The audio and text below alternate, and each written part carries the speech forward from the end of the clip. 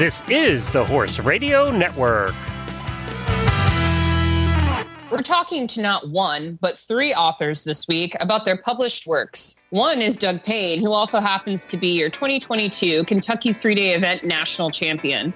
This week, we're sipping on Dirty Shirley's and spilling about our favorite books. Thanks for tuning in. From Heels Down Mag, a podcast where horse pros chat about what's happening in the horse world over drinks. Welcome to Happy Hour. I'm Justine Griffin. I'm Jessica Payne. And I'm Ellie Woznicka. Welcome to episode 98 of Heels Down Happy Hour. Hey, guys. Hey, everybody. Hello. So, Jess, I have a million questions about Kentucky and just how you survived with how many horses you guys had. But wow, I mean, what a weekend. And it was pretty awesome. We're going to talk more about it in a little bit, but holy cow, what a weekend. I'm pretty sure it was like a range of every kind of emotion out there too. So it was like by the end of it, I was like emotionally drained, physically drained, all of the above. And I can't even imagine like Doug and Courtney as well. Like it was a great weekend, but it was, I think I hit every one of the emoji feelings. I think my face was every one of those, to be honest, all weekend long. From running up the hill after the mare to, you know, Quantum being third and the highest placed American, like it was just everything. So it was pretty awesome. This episode is brought to you by Purina. So Ellie, you got a drink for us? I do. The Dirty Shirley. Of course it is. Have you guys ever had a Dirty Shirley? I have. And it definitely makes me think of you, actually. That's funny. I just read a story about it in the New York Times. They're calling it the drink of the summer this year. So, really? Yeah, Ellie. Okay. So it's like a mix of Ellie and Justine, like trendy and simple. Like I feel like it's exactly that. All right, Ellie, give it to us. Yeah. So we're going to start with 2 ounces of vodka and you're going to pour that over ice in your tall glass. You're going to drizzle 1 ounce of your grenadine and a half ounce of lime juice over that. Then you're going to top the glass with about 4 ounces of lemon lime soda or a combination of lemon lime soda and ginger ale. And then you're going to give everything a good stir and you garnish with a little cherry or 2 and a lime wedge. I skipped that part because that's, you know, too much, too fancy. Too much. All right. It's already done. That gets too trendy. I do sometimes use like the cherry 7-Up with this, and that's also pretty good. Oh, that would be good. Yum. All right. So let's get to the most important part of this episode is with all the part we've been dying to talk about, right? So Jess, you've got somebody with you. I do. Guys, I brought Doug on so that he could share all his highs, lows, and everything about Kentucky. So welcome, hon. Yeah, thanks for having me. Hi, Doug. Congrats. Yeah, thank you. Yeah, crazy. If I had put money on it before, I would have picked another horse for it, but Quantum really stepped up in an amazing way and pretty incredible. It was very cool to watch, especially the last day. It was very cool to watch. So yeah, thoughts. Tell us, I mean, you must have gone through a lot of emotions too, from Star Witness to Van Diver to Quantum to some of the younger horses you had in the 4-star. Yeah, no, we had 5 there. So we had 2 in the 4-star, 2 in the 5-star, and 1 in the 3-star jumping invitational. And so it made for definitely a busy week, but in some ways I think that's easier because you don't have a whole lot of time to think about what just happened, and all you can really focus on is what's coming up and sort of get your mind on to the next thing. That said, yeah, it was a crazy week of all sorts of emotions. The 4-star horses, we had Carl or Camarilla there. He's just 9 this year, and this would be his, 4th advanced. And he's just an absolute beast. He's not terribly trained. He's definitely a bit rogue at this point, but he cantered around and really stepped up, and he's going to be an incredible horse for the future. He's going to Tryon this week in the 4-star long. Star Witness came out, was winning after dressage. It was probably one of the best tests that she's ever done.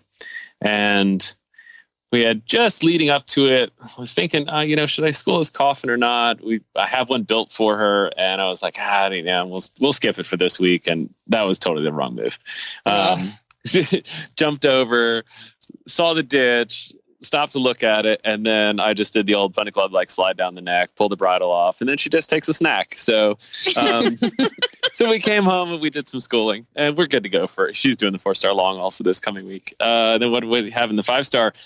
If I had put money on the top placed horse that we had and would have had a really good shot at it, I would have put money on Van Diver. But yeah, probably about a third of the way around cross country, it was just clear to me that he wasn't 100% himself. And at the age of 18, like, he doesn't owe me absolutely anything. So I don't think I'd ever forgive myself if something went wrong. So we decided, honestly, halfway around cross country, that this would be his last 5-star, and he would start to, make the step down, and he absolutely loves it, right? So we're it'll be a really cool thing. But July 10th, everybody should be there at Carolina Horse Park.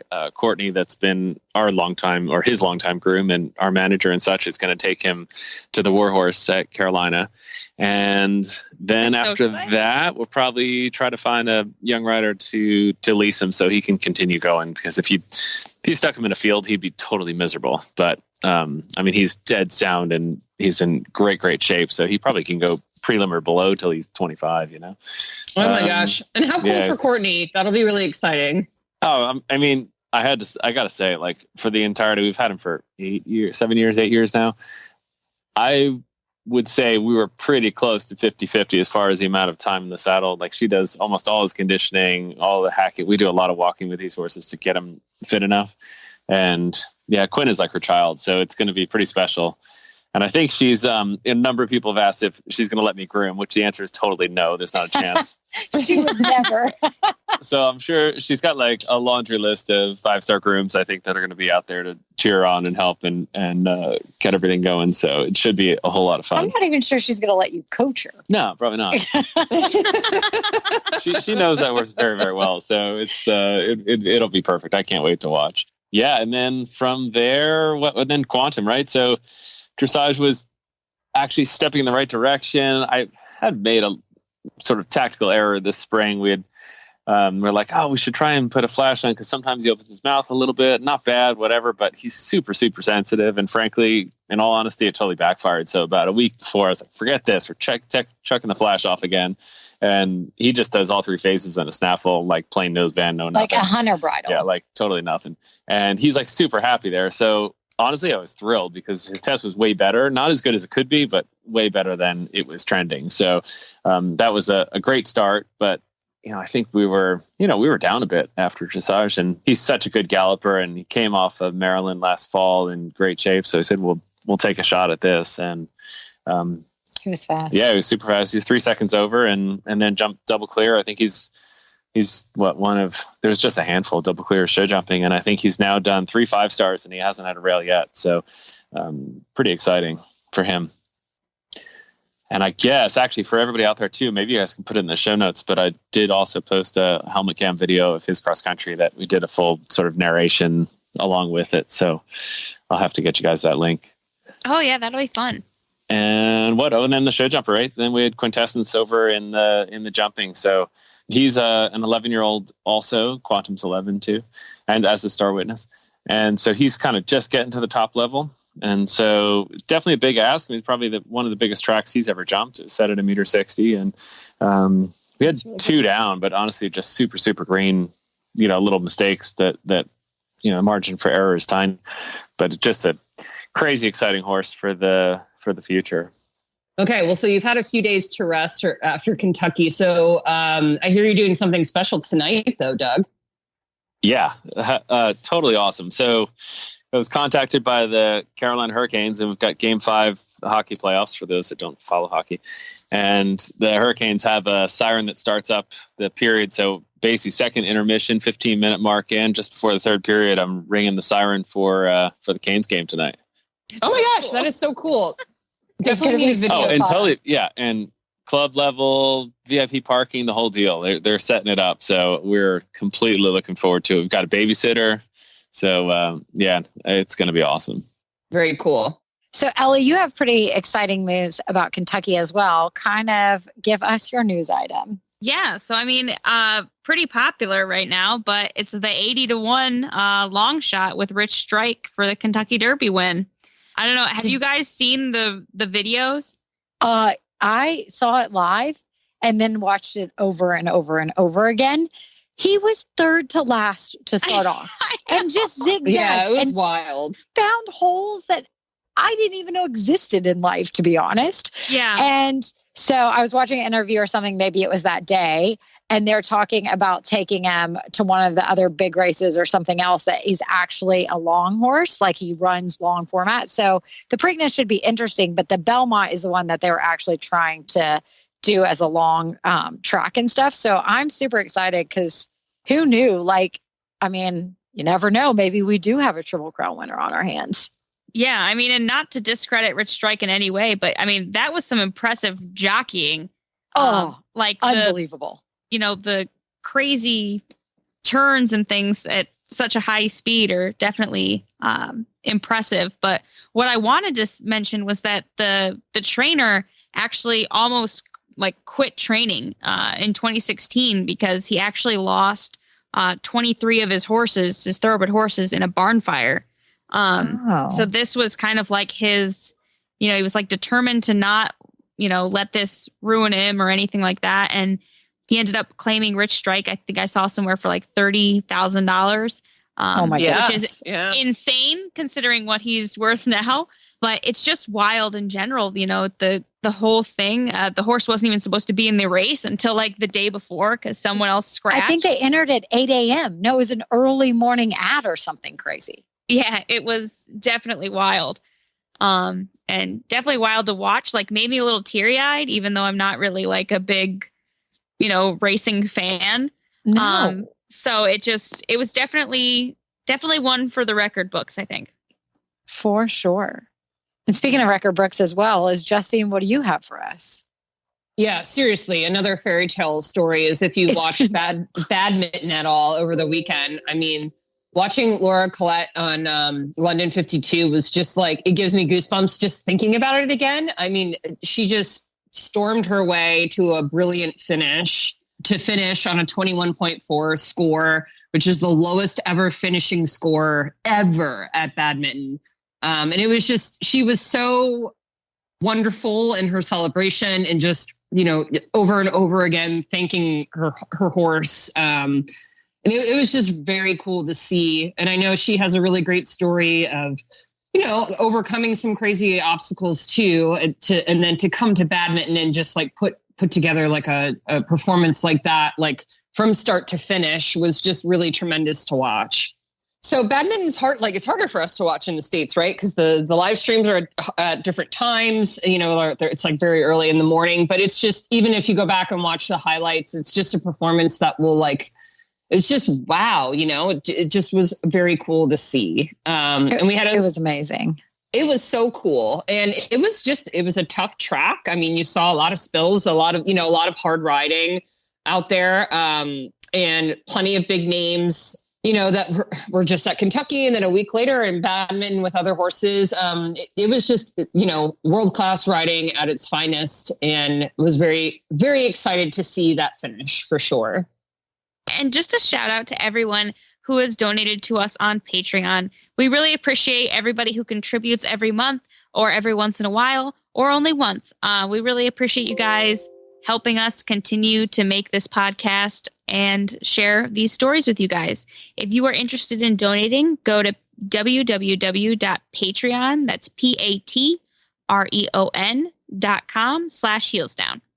Okay, guys. So this week we are celebrating Buy a Horse Book Day, which is a holiday that is the first of its kind, in that we are partnering with Trafalgar Square Books, which publishes a bunch of equestrian authors, including Doug, to just promote authors of equestrian and horse-related books from all over the world. It was a super fabulous, fun day on Tuesday where authors got together on social media to share their work, but also readers shared with us their favorite books and why they touched them and why they were important to them. So I figured it would be fun to ask you guys, do you have a favorite horsey book that, is always stuck with you? So I have some books that I really like and everything else that are horsey, but what I really want is from the listeners to actually, I have been dying to know about the book, The Horsewomen by James Patterson. I haven't read it yet, so I want to hear what you guys have to say about it. It's one that I've been interested in reading and everything else. And it's from like a show jumping point of view with James Patterson, and it's very kind of different. So I would love to know what anybody thinks. Like, what are the you guys have heard? Have you read it? Have you listened to it? Like, what is it? And I'd love to know your thoughts. So have either of you read the book? I have not. I have not. No. But I have So- heard good things. Yeah. I have. And I'm since we're talking about like horse books, like that's like on the forefront of my mind. And it's weird because I was literally just like, oh, not that I've had any time to sit down and read right now, but I'm going to California. So I was going to maybe look at getting it to go on the plane and read it then. So I'm not leaving for a couple weeks. So I would love to know you guys' thoughts. So I'm sure Ellie has a ton of horse books that she's like obsessed with, but I really just wanted everybody's opinion on about this book, to be honest. Yeah, no, it's definitely on my list too, Jess. It looks really good. So I'll let you know. Like, please, you guys know. And if I end up doing it, I'll read it while I'm in California. So, Ellie, what are your favorites, though? I know you have a bunch. okay, I have a bunch because I was an English major. I have a master's degree in book publication. So I'm kind of a book nerd anyway. And then with the horses, of course, they mix together. So I mean, there are a lot of biographies that I really like. I think The Faraway Horses, Buck Brannaman's autobiography, is definitely one that I really enjoy. And then, of course, there's the No Hurdle Too High, which is the one that Margie's mom wrote about her. I read that one in like middle school, which is also just a really awesome story about a fantastic horse person. But I think my favorite like fiction book would have to be The Hearts of Horses by Molly Gloss. I think it came out in like the late 90s. So it's definitely older, but it's set in like the beginning of like the 1900s when all of the men are at war, and this female, like they call her a bronco buster, right? She's the lady that's going to go break all the horses since the men are at war. And it's just it's a super good book. Definitely a fun read. Molly Gloss is one of my favorites. So Nice. how about you, Justine? Oh my goodness. Well, so, as a journalist, I read a lot, and I've read a lot of horse books lately. I just recently finished Robert Dover's book before we interviewed him. And I've read Tick's book that I've really loved. But there are a couple of oldies that have stuck with me a long time. Monty Roberts' book, The Man Who Listens to Horses. Like, I still have this original copy that my grandma gave me when I was a kid. And I still read that from time to time. That's definitely a good one. And then I have a couple of other ones that I'm trying to think of recently that I've read that I really enjoyed. I know we both liked that Horse Crazy. Yeah, one. I really liked Sarah's book, Horse Crazy. That's probably one of the more recent ones. That one was really good. There's a newer one too that is actually it's a book of short stories, but it's all like it's called like Horse Girls or something like that. Yeah, yep. I've Did you seen read that? one. That one was I pretty haven't. good. It's on my list though. Yeah. Well, you guys let us know what's on your list and, give us some input and everything else. And please let me know about the Horsewoman. That's one I'm really wanting to know about. But let us know what your favorite horse books are. Level up your horse's performance this season with choices from Purina Animal Nutrition. From Purina Ultium Competition Formula to Purina Impact Pro Performance and everything in between, Purina has the right option for your horse, including supplements like Purina Super Sport Amino Acid Supplement, Purina Amplify High Fat Supplement, and Purina Outlast Gastric Support Supplement. There are so many choices for optimal nutrition when you choose Purina, all backed by science. Level up your performance this season. Put Purina's research to the test. Ask for your Purina at your local feed retailer today.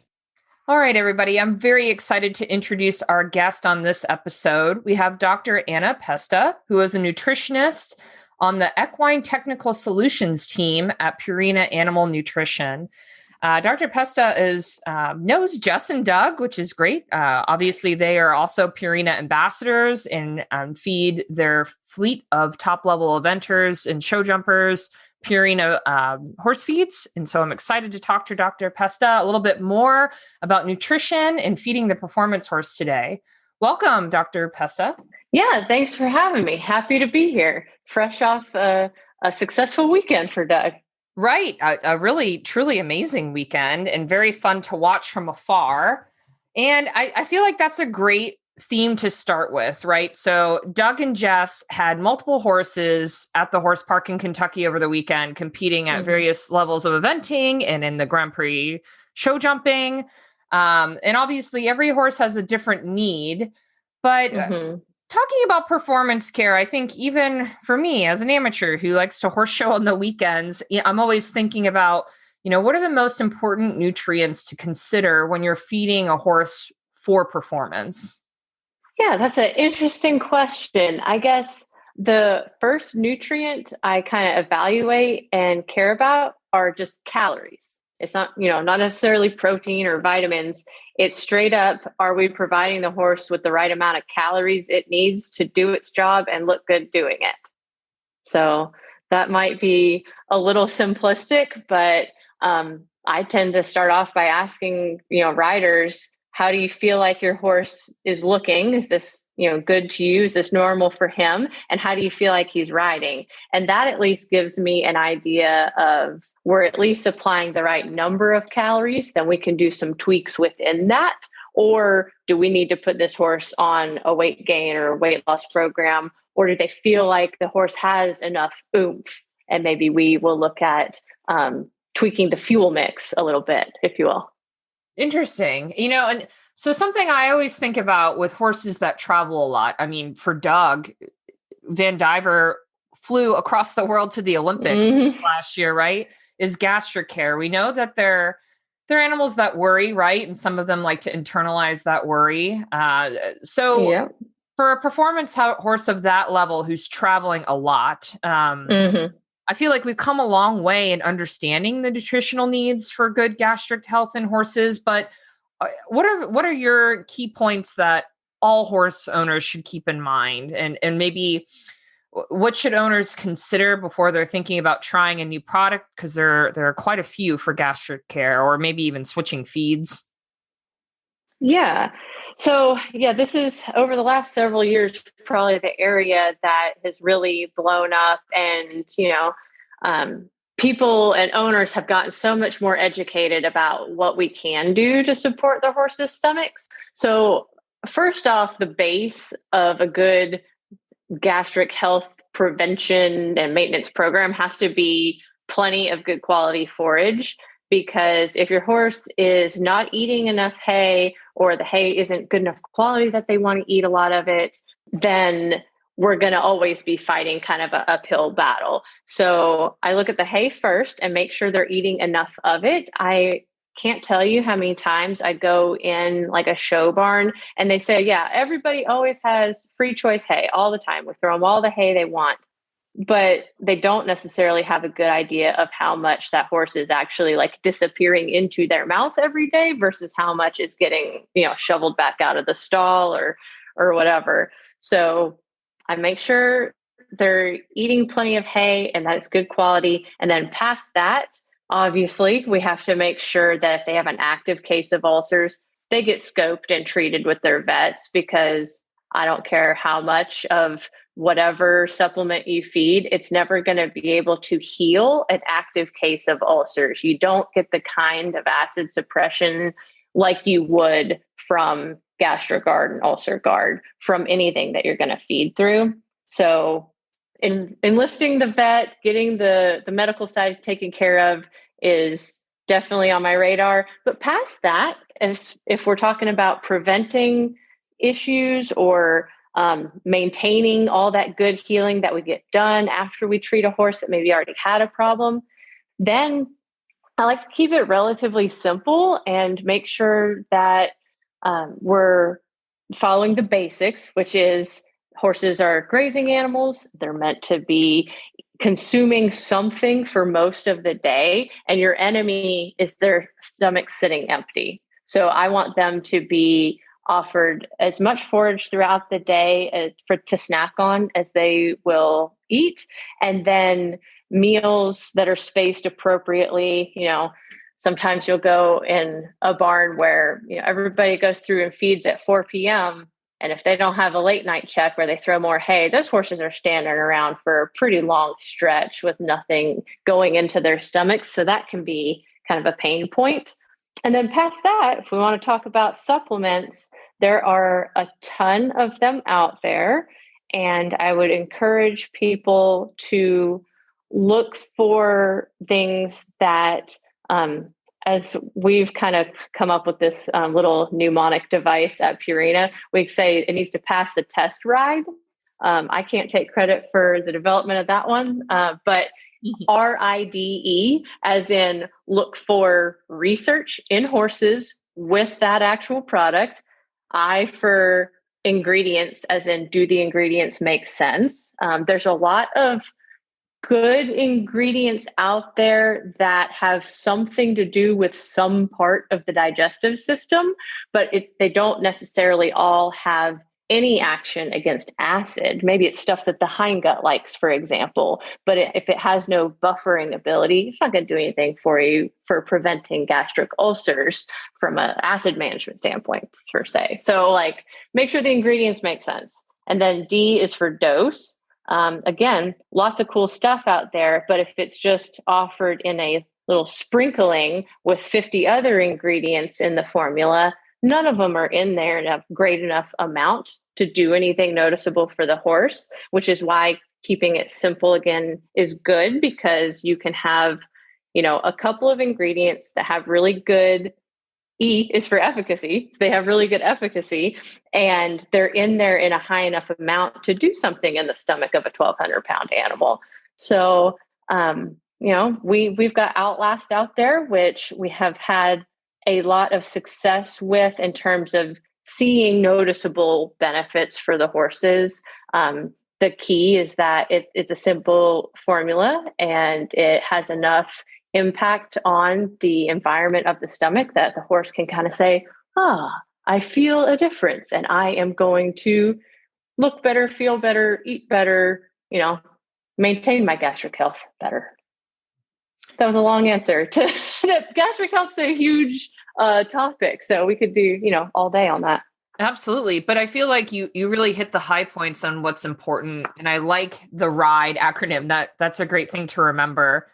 But something you mentioned, Dr. Pesta, that I think I'd love to explore a little bit further is you mentioned how the forage should come first, right? A question we get a lot from our listeners is, what makes a quote unquote balanced diet for horses? So I'm curious on your thoughts on how do you balance the needs for forage with a horse that also eats grain? Okay, that's a good one.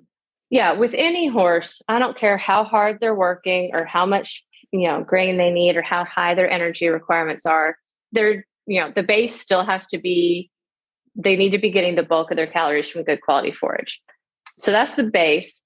But past that, forage can't supply everything they need. And, even if it's all the calories they need for your easy keepers, you still need to meet their other nutrient requirements. So I will at the very least use a ration balancer, very aptly named, to supply the base, the daily requirements for good amino acid fortification, and then vitamins and minerals.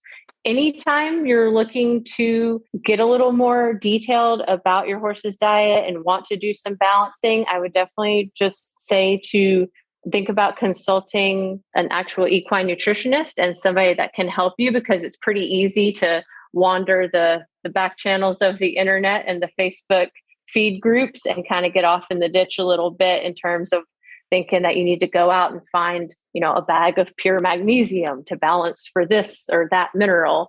But past that, if we're talking about your horses that need feed, so the not easy keepers, not ration balancer types, then I want to look at supplying calories and nutrients together. It's kind of a balancing act between fuel and structural components. So I want to find the feed that I can feed at the right rate to get all their calorie needs met, to keep them looking good and performing well, but that I can feed at a high enough level to meet their nutrient requirements. I think one of the most common errors I see people making is that they've chosen the wrong feed for that horse's calorie level, and it makes them not be able to feed the feed correctly. Senior feed is like the number one culprit for this, because a lot of people like senior feeds because they're safe and digestible and they keep the horses cool and that sort of thing. But senior feeds are designed to be fed at like pretty high rates. They're meant for the horses who are, losing their teeth and their guts are starting to go, and we need to make up for the forage they're not able to process well. So we're talking about some horses that are living on 10, 12, 15 pounds of this feed a day. And that feed's formulated for them. If you got a performance horse, even if, maybe they're bopping around training level and they don't have super high calorie needs, so they only need like half a scoop of senior morning and night, maybe if they're easy keeping, they've got some pretty decent gaps in terms of their nutrition, because they need something more concentrated in amino acids and vitamins and minerals. So I would just say you can keep yourself out of trouble a lot of times by choosing a feed that's truly meant for that type of horse. And we got performance feed options at every spot along the calorie ladder, from your easy keepers to your extremely hard keepers and everything in between. That's fascinating, because you're right. I know so many people that feed a senior feed thinking it's better for their gut. It's easier for them to digest, but they're still performance horses. And you feel like, if just speaking anecdotally from what I've seen, that horse that's, eventing every weekend in the spring is also on like 7 supplements to make up for what they're not getting in their feed, right?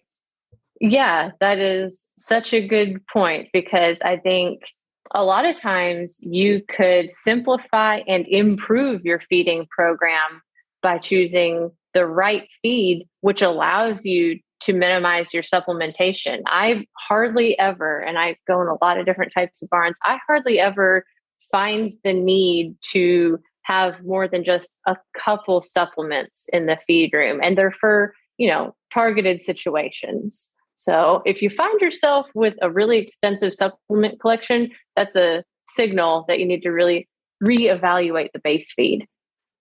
Interesting. So Dr. Pesta, the next couple of questions I have are directly from our listeners. Many were very excited to hear that we were having a nutritionist on the show. So I had to sift through a bajillion questions, and I picked the ones that were asked by like multiple times by multiple people. And speaking of supplements, I feel like this is one we've all thought about at some point. So I'm going to ask you it just how it was written, because it's very direct. Okay. And, perfect. Readers want to know, when it comes to feed through joint supplements, are any of them actually legit? That's a good one. And it's one of the most common like performance horse nutrition questions I get.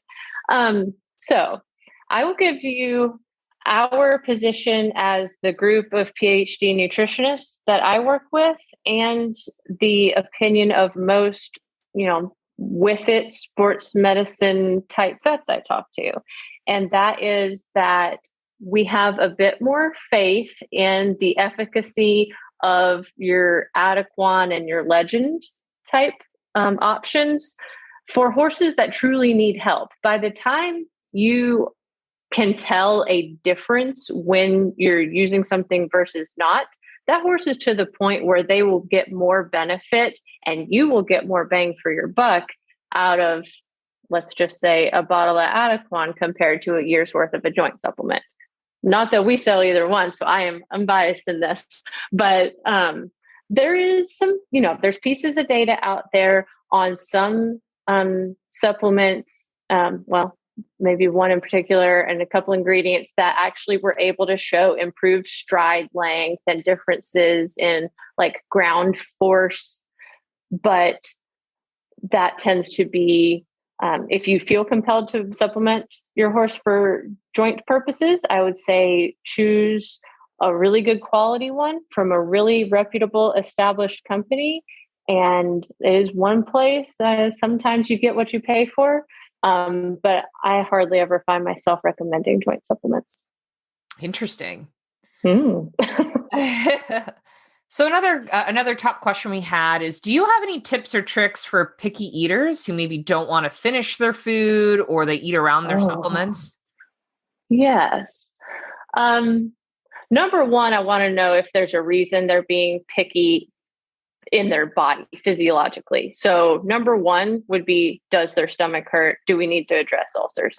It always seems to come back around in one way or another. Ulcers are the root of a lot of problems. But that's a really good sign that their stomach hurts, is that they're becoming picky eating, or sometimes it's with their concentrate and sometimes it's with their hay. If they're becoming a bad hay eater, maybe it's because they don't feel good, but then it becomes a vicious cycle. You know, my stomach hurts, so I don't eat my hay, but now I haven't eaten my hay, so my stomach hurts. So A, find out if they got ulcers and treat them. B, you know, horses are allowed to have preferences too. And we have a whole section of our research farm actually out in St. Louis that is devoted to the art and science of palatability and figuring out what they like and why and how they prefer to eat certain things. So, you know, sometimes it's about flavor, smell, texture, dose, things like that. But there's a lot of different feeds out there for a reason. Like I like to say, we've got, I don't know, 50 different horse products, for example, maybe at this point. If there weren't differences in preference, both from the human owner and the horse, we could probably get away with about 6 feeds. So maybe it's time for a change, and maybe they do want something more palatable. There's no reason to be, you know, too scared of textured feeds. There's a lot of upper level event horses that are fueled by, you know, things like Omeline 500, for example. I mean, Doug's on the back because I hope he's okay with me saying this. He has a picky eater who prefers it, and that horse needs to get his fuel for his work into him. So we're not going to sit there and force him to go on a hunger strike because he doesn't like a big pile of high fat, high fiber pellets. Right. Yeah. And one other thing, I'll just, you know, pick on the eventers a little bit again. I think a lot of us really like to feed a big bowl of mush slop. Everybody likes to feed wet. And sometimes they just don't like that and they want it back dry again. So don't force the issue on the mush if you don't have to. Oh, that's a great point. Like, I live in Florida and I feel like everybody wants to do that, right? Like sometimes add more water. Don't like it. Yeah, that's really interesting. Okay. So Dr. Pesta, I got one more question for you. I feel like this was an interesting one to end on. This was asked by a couple of listeners.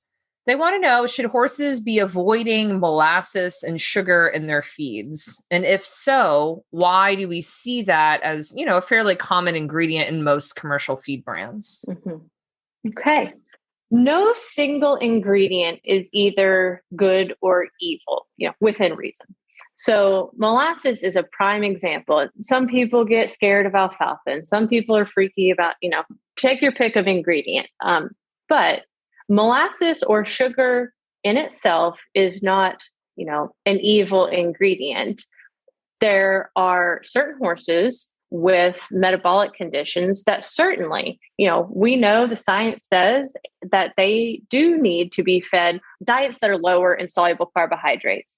And molasses is one of the more common sources of sugar, which is one of the soluble carbs, sugar and starch both, in their diets.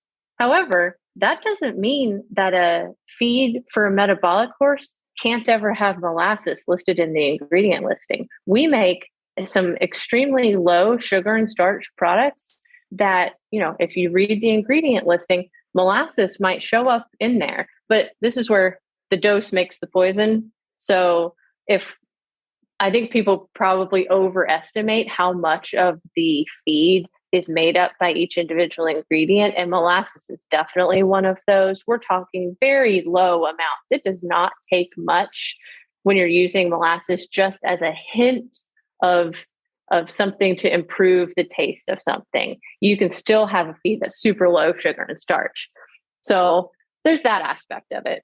Then I would also like to just let everybody know that some soluble carbohydrate is not necessarily a bad thing even for healthy horses. If we're asking these horses, they're athletes, and we need to fuel them as such, and we need to provide them with a diverse fuel mix, and their bodies do need some soluble carbs. And there's individual variation in that too. Not everybody can be fueled by fat and fiber alone, and this gets into exercise physiology, which is a whole nother thing. But there's aerobic and anaerobic exercise, and they burn different fuel sources during those types of work. And a little bit of soluble carb is very important to replace the muscle glycogen, the muscle fuel that they store. So if you have a horse that you work really hard and then only refeed him that night with hay, his muscles the next day are not fully recovered, definitely not packed back full of muscle glycogen and ready to go jump stadium with very much spring in his step the next day. So I could go way on and on with that, but for healthy horses, people don't need to be afraid of a little bit of soluble carb. And our modern, I call them, sweet feeds, we call them textured feeds these days because they're honestly not that sweet. They are not nearly as high in like corn and oats and molasses as your old timey, grandpa's sweet feed. So some horses do just go better on a different blend. I have come across many upper level horses, especially that have gone well on high fat and fiber feeds, up to a certain point, but you get to where you're asking so much of them and maybe you're asking for a little bit more oomph, and it's time to just change up the fuel source and see if they feel a little better in their body on a little more balanced blend. So Interesting. Again, long answer for that, but it's an art and a science. Yeah, absolutely. And I feel like, every horse's needs change over time, right? Like what you said with performance. So it's important to, I think, consider that at certain points with one horse. But overall, Dr. Pesta, this has been wonderful, very interesting. I took a lot of notes from myself and my own horse. Good. Yeah. I so appreciate you joining us. Well, anytime. I'm happy. Anytime y'all want to talk nutrition, there are, I know, so many topics out there, and this is what we love doing, So we're not always stuck in our offices, formulating rations. It's mostly doing consults and talking to people about their real horses. Our next guest is Carly Cade. She is an award-winning author, horse owner, creative coach, and host of the Equestrian Authors Spotlight podcast. She helps fellow riders start, grow, and expand their author careers. Creative writing makes her spurs jingle. Carly's In the Reins Equestrian Romance book series has written with the horse lovers in mind, no matter what discipline they ride. Horses are as vital to moving the story forward as the human characters are. These books are perfect for the poolside, take it to the beach, or settle down after a day of the horseback riding. Carly, welcome. Hi, thank you so much for having me. Thanks for coming on. Oh, I love the show. Oh, thank you. So you're obviously an author yourself, but in addition to your own writing, you lead your own podcast. What is a great, unique topic for your podcast? What inspired you to start that show? Yeah, so the Equestrian Author Spotlight podcast was created with assisting other authors in mind, right? When I first started writing horse books, there's a lot of information out there for authors and lots of podcasts. And my big thing is educate yourself. But there was nothing that really narrowed down into the niche of writing about horses. So I was like, I wish I had a resource like this when I started out. So I created the podcast, and I have authors join the show. I love to, my big tagline is Authors Unite. I love to support other authors. They're not our competition. We're not competition. When we support each other, we lift everybody up. And so the podcast is all about that, putting spotlights on people who are writing about horses, learning what's working for them and what isn't. I always ask them, what's the best thing about being an author and what's the hardest thing about being an author? So we're all info sharing on the show. And I'm having so many fun conversations and just loving running this podcast. How and when did you know you wanted to be an author yourself? Kind of what made you jump into pursuing writing and becoming an author as a career? That's such an interesting question. I had always been in, like advanced English courses, and my major is communications. And I always liked creative writing, and I would always write little stories when I was a little girl. In fact, I won a young authors competition when I was in first grade, but I was never aspiring to be an author. And then all throughout my, 20s and as I started to be adult, I always carried around a journal, and I used to like to write poems. I always thought maybe I was more of a poet. And then I took a break from horses, as most people do after college, and went and worked in New York City for 5 years in the music industry, but I missed horses desperately. So when I was promoted back to a place where I could have horses, I bought a horse again. And I found that so much had changed in the time I was away from horses, from my childhood horse to owning a horse as an adult. So I was going through all these experiences, and I one day was sitting at the barn writing in my journal, and all of a sudden this story showed up. It started out as a poem and it's actually the introduction to the first book in the series, In the Reins. And these characters came to mind. And then I sat down and hand wrote for like 3 hours the entire end of the book. So I had to start, and I had an ending, and I was like, what am I going to do with this? And, I didn't take it seriously. I kept putting it to the side, but it kept bothering me, that story. It was like the muse wanted me to tell it. So finally I sat down and I wrote the book, and now it's a series. So I'm 4 books deep, and it's continuing to go. So it's almost like something called me forward to do this, but I didn't aspire to write books. It just kind of happened. That's really awesome. Do you have any tips for, people who have manuscript ideas but really don't know where to start, especially in the horse equine book industry? Yeah, I mean, my biggest tip would be, if there's a story calling you forward, sit down and write it. And that's the hardest part, is just sitting down and writing it. Once you write a book, it's a big learning curve, right? You cannot think about the whole picture. You have to take it in like baby steps. So if you have an idea for a story, sit down and write it. That's something calling you forward. But also, I talk about this a lot on the podcast, really educate yourself. There's so many great craft books out there you can read about how to plot or what to do. Listen to the Equestrian Author Spotlight for ideas, how these other authors have done it. I mean, if I can do it and it was an uphill battle, anyone can do it. And I think most authors, when they have an idea and they want to write a book, they struggle with just sitting down and making the time to create it, because there's all that self-doubt, who am I to write a book? Can I actually do this? You just have to sit down and do the work. So if you've got an idea, that means you have a book in you. And I say, go for it. So you talk about the learning curve and all of that. What is one thing you wish you knew at the start of your writing career that you now know? Oh, there's so many things. Right. But the first thing I would say is that it's a long game. You're not going to write a book and have it be an instant bestseller generally. I mean, there are the fairy tales that happen, but it's a long game. The way to make money as an author and grow your author career is to build your backlist. The more books you write, the more you're out there talking to people, the more people learn about you. And that's how to generate success as an author. And then don't rush. So many of us are in a rush to get the first book out. And, sometimes you just have to rip the Band-Aid off and do it, but don't rush, because it's a process. And if you rush the process, you're going to miss something. Educate yourself. Don't rush, know what's going to happen, sit in the seat, write the book, and then find a really good editor. Because typos, even when you read, like a traditionally published book, there's always something that's missed, even if it's minute. Look over your manuscript and have someone else do it for you, because you start missing things because you spend so much time with those words. So that was like 5 things, but those are the big tips. No, that's huge. It's Yeah. awesome.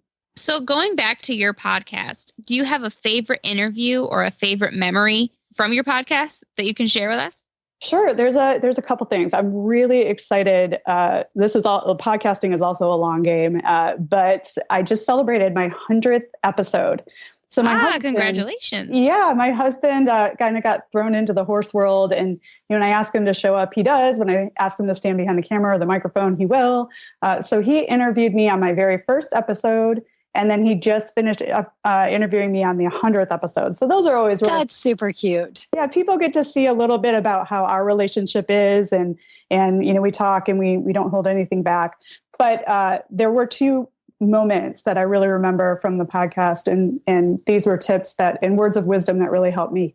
One is Rennie Dyball said, Don't be afraid if you feel like your muse is burned out. It always comes back. Sometimes that creativity needs time to rest. And that is certainly the case as you write books. You're always afraid at the end, can I write another one? Can I do this again? And you have another mountain to climb. But if you feel like it's burned out, it always comes back. And then Angelica Witherspoon Casanova is a screenwriter in Hollywood. And she said, that's the land of rejection, right? She said, there's always a yes. And, getting rejected is part of the process. So just keep going. Every no leads you to that one yes. So I love those things. Well, thank you so much for coming on. It was so fun. And we will have to have everybody tune into your podcast. I really loved your input for, like you said, helping everybody and getting people to get their creative minds out there. So thank you so much. Oh, thank you so much for having me. And I enjoy your show. I love the name Heels Down Happy Hour. Can't get any better than that. If we were in the evening, I'd be having a cocktail with you. Yes, absolutely. And do you just want to tell everybody where they can find your books? Absolutely. My books are wherever books are sold. It's the In the Rain series. There's 4 books in the series so far. I'm writing book 5 now. And my website is carlycadecreative.com. That's Carly with a C, Kade. And you can get to all my social channels that way as well. I'm pretty much at Carly Cade Creative across the board. Awesome. Thank you so much for joining us, Carly. Thank you. Have a great day. Well, it's that time. It's Rose and Thorn. Do you guys want me to go first, or do one of you guys want to go? Why don't you go, I'm Jess? pretty sure I know what your rose is going to be. I know, right? But... But the thorn is going to be the kicker that you don't know, but it's a really one. It's not really a thorn. It just, I think I'm still out of breath from it. So I'll start with that. My thorn is when everybody watched Star Witness dug into the ditch. What they didn't see on the video was that Courtney and I watched her bridle come off. So we were all the way at the start and finish. We ran all the way up the hill. I tracked down a golf cart 2/3 of the way as I'm still not breathing very well. And then we sprint up and then we keep running. And by the time I lost my phone in the process. I'm finding it. I get up to him and Doug's she was eating grass the whole time. We thought she would be loose. So that's why we took off running, because we're oh my goodness, they're not going to be able to get a halter or a bridle on her. So we take up running. I think I burned 500 calories in that sprint.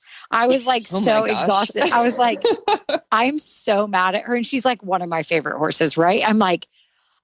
I'm so mad at you. I'm not even mad you stopped. I'm not even mad Doug fell off. I'm mad I am physically exhausted right now. It was cardio I didn't want or need. It was literally. And she's just what? I wanted to snack. Oh, and I have video of it. My mom was standing right there. She goes and she looks at the crowd, and most horses would trot, run away, do something. She just starts eating, full on chowing down on the bluegrass grass. And I was I can't help you. And she's but Mom, I was starving. I'm you're not starving. We feed you a lot and I give you lots of treats. So my thorn is that I ran halfway across the Kentucky Horse Park thinking my horse is running around loose. And in reality, she was just hungry. Oh my gosh. So it was so funny and so bad at the same time. And then it was so bad. And then my rose is, yes, that quantum leap. Who knew he was going to step up? So it was, like I said at the beginning of the episode, it was so many emotions that weekend between, Star Witness, Van Diver, and Quantum really stepping up. That's my rose and thorn all in one. What about you, Ellie? Oh boy. Well, okay. I'll start my rose because my rose is easy. I'm kind of, I made bad choices, but it ended up being okay. So that basically is the story of my life. So I posted in the group that I kind of acquired another horse, which is a good thing, but also a bad thing because it's just another thing to worry about. But aside from that, I've ridden my horses Berkeley and Q maybe 15 times total together since the beginning of the year, and I decided to take them and horse show them this weekend, And I showed Berkeley in the ranch horse, which God bless him, was like, why am I dressed like this? What am I doing here? But they both were really good. And Q was really competitive, and Berkeley got a lot of laughs, and he only managed to spook like 4 little quarter horses this time, which is an improvement. Usually he spooks quite a bit more of them. So I guess that would be my rose, is that I've got this new horse that I'm really excited about, that I did a little mini-sode for, that you guys should totally check out on Patreon. And that my ponies were good at their first horse show, despite the fact that we were all out of shape. So that was fun. And then my thorn is that it's starting to get too hot. And I know that's weird to say, but I don't like heat. So I'm annoyed that I'm going to have to start night turnout probably today, because the bugs are coming out, and it's not going to be fun. So those are not fun times for me, especially since Matt's horse is allergic to fly saliva. So he does that thing where he rubs his whole stomach completely raw and rubs out all of his mane. And I guess it's pretty common with halflingers. But so I'm not excited for bug season. That's my thorn. How about you, Justine? Don't even talk to me about the heat, okay? It's already summer here. Yeah, so I guess my rose is right now I'm in the Bahamas. Literally. I'm literally in the Bahamas. So I'm here celebrating my dad, who officially retired. He just sold his last restaurant. My dad owns restaurants. Yeah. So very excited for him. And I'm here with my brother and his wife and my husband and my parents, and looking forward to a long weekend just with family hanging out. So yeah, it's really hard to have a thorn when you're in the Bahamas. I'm not going to lie, guys.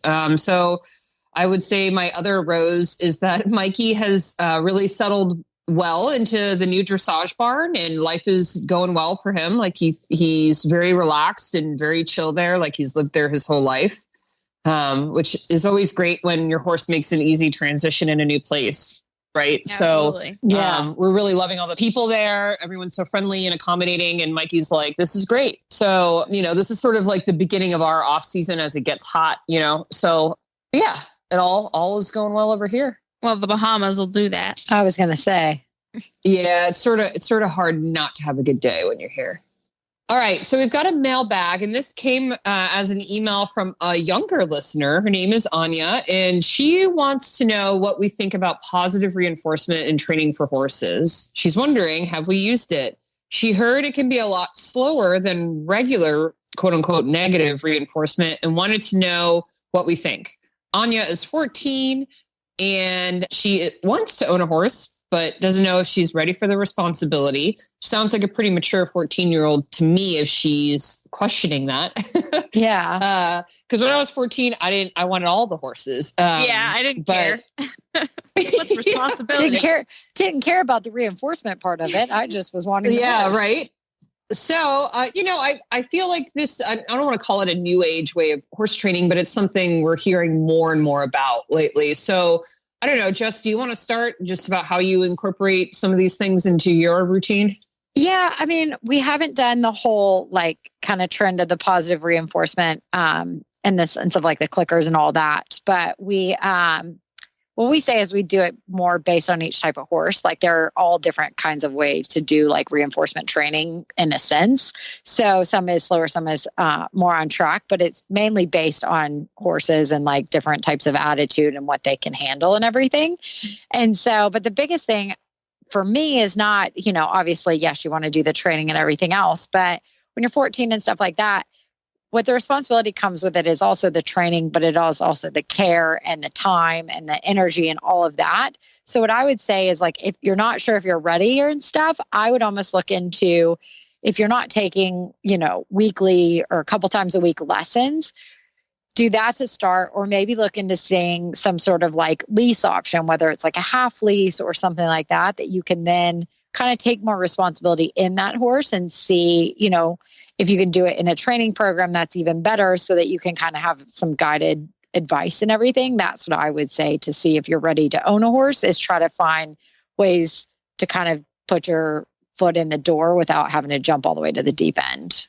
Yeah, I think that's a really great idea. I mean, I've been actually exploring a lot of the positive and negative reinforcements lately. And for listeners who don't really completely understand, it's not necessarily like negative is not necessarily negative. It's just whether you're taking something away or giving something, right? So like if I'm teaching my dog to sit, right, a positive reinforcement would be giving a treat. So it's the same kind of deal with horses when they do the clicker training. A lot of it has to do with treating at the sound of the clicker. I would encourage you to do some research. There's actually a lot of really interesting Liberty trainers that have really good information, both on YouTube and through podcasts, especially if that's the kind of training technique you really want to explore. But I would definitely do what Jess said and see what you can do in terms of leasing to kind of get your feet wet before you go all in on the responsibility of a horse. And I think that's really good on you being so young and being so mature for being so responsible and doing what's best by the horse and making sure that you're ready enough as a rider and as a horse person to take on the responsibility. So if you have a question for us and you want us to answer it on the air, you can send us an email by going to hello@heelsdownmedia.com and send it that way. Or you can join our Facebook group, which is the Heels Down Happy Hour Podcast Lounge. We have lots of great discussions there. And if you want to hear more from us, you should subscribe to the Heels Down Spark. You can do that by going to bit.ly/Spark by HD. We want to say thank you to our partners this week, Purina. All right, guys, that's a wrap. Cheers.